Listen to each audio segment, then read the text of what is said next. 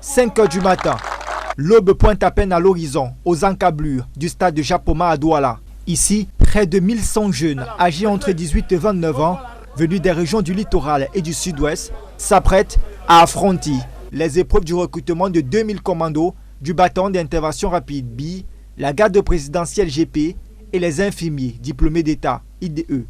Première étape, une course d'endurance de 20 km avec une charge de 20 kg.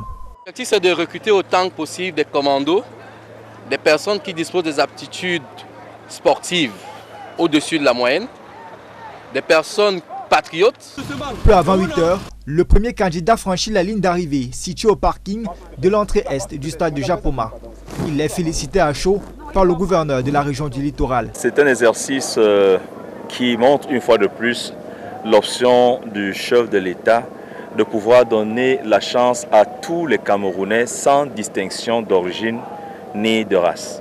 Vous comprenez que aujourd'hui c'est le tour du littoral, ça l'a été également dans les autres régions.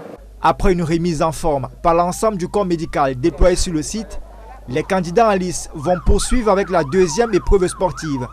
Une course de 10 km, cette fois-ci sans charge. S'ensuivent alors tests psychotechniques et autres examens approfondis. Globalement, l'activité est conforme à la planification initiale qui consiste, après la réception des dossiers des différents candidats, nous avons procédé à l'identification de ces candidats qui ont été soumis à une visite médicale.